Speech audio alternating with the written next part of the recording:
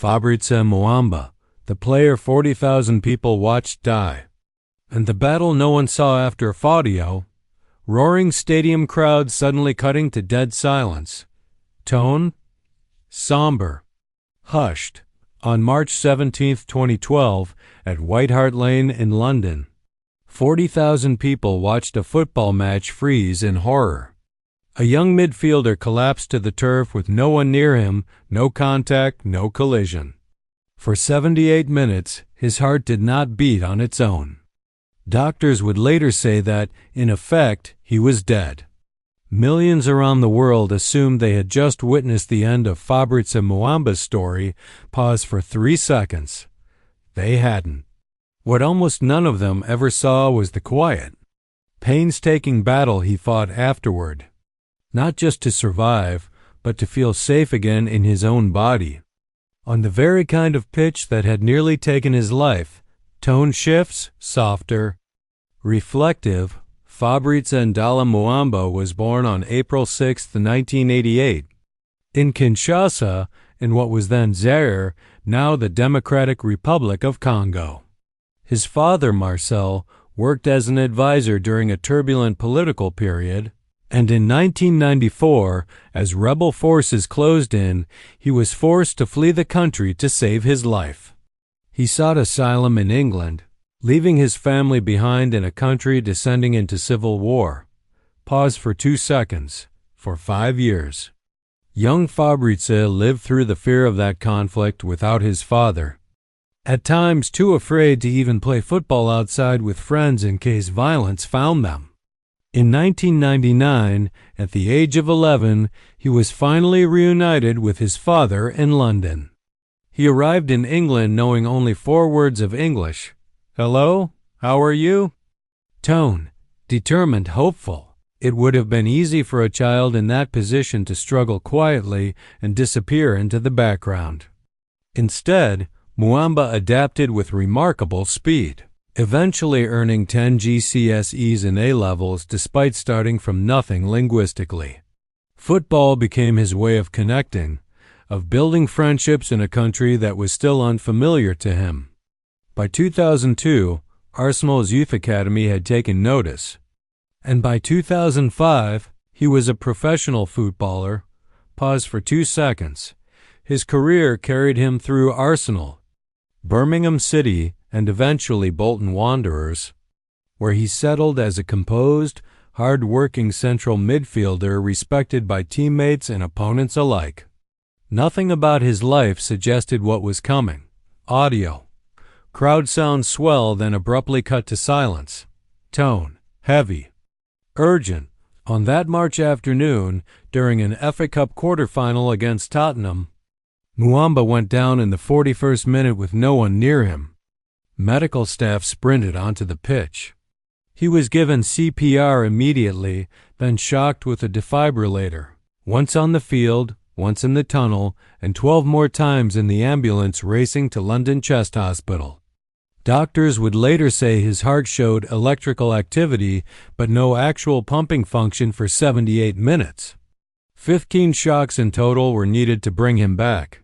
Pause for 3 seconds. Music. Sad violin, low volume. The stadium fell into a stunned, helpless silence. Players from both teams wept openly on the pitch. The match was abandoned. Across the football world, tributes poured in, many written as though they were saying goodbye. Tone shifts. Quietly hopeful. Against odds his own doctors described as almost miraculous. Muamba survived with no significant brain damage. When he woke from a medically induced coma, his first words to his father were simple. Did we lose the game? Even in that moment, football was still part of who he was. Pause for 2 seconds. Tone. Reflective, heavier, but surviving cardiac. Arrest and truly recovering from it are 2 very different journeys. Muamba was told, gently but firmly, that his professional playing career was over. For a man who had defined himself through football since childhood, the loss of that identity was its own quiet grief. one that received far less public attention than the dramatic images of his collapse.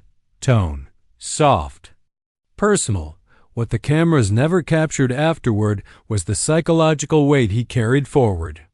Muamba has since spoken about how the trauma of that day never fully left him, describing it as an emotion he has had to consciously put away, buried but never entirely gone. In 2021, when Danish international Christian Eriksen collapsed on the pitch during a European Championship match, Muamba admitted publicly that watching it unfold brought back the very feelings he had spent years trying to manage quietly, on his own terms, largely out of the public eye. Pause for 3 seconds. He has spoken about how, in moments like that, people tend to focus only on the person who collapsed, forgetting that everyone close to them, teammates, medical staff, family watching at home, carries the weight of that trauma long afterward, in ways the world rarely stops to consider. Tone shifts. Warm, rising, rather than retreating from football entirely. Muamba chose a different path. He became an ambassador and public speaker, using his story to support cardiac health awareness and later refugee support initiatives, drawing a direct line between the boy who once fled Congo unable to speak English and the man determined to show, in his own words, that there could be a positive ending to a story that begins in crisis. Pause for 2 seconds. Music swells gently. He went on to earn an honorary doctorate, build a family with his partner Shauna and their son Joshua, and speak openly, again and again, about a day most people only remember as a headline. For him, it was never just one moment. It was the beginning of a much longer, much quieter fight, one fought without stadiums, without cameras, and without 40,000 witnesses. Tone: slow, profound, final. Music fades gently. There is a lesson in Fabrice Muamba's story that reaches far beyond that single. Afternoon at White Hart Lane.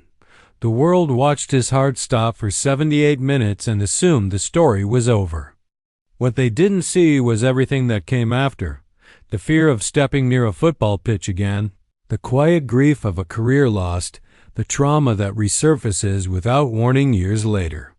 Survival is rarely the end of a story. Often, it's simply where the harder, quieter chapter begins. Music fades to silence.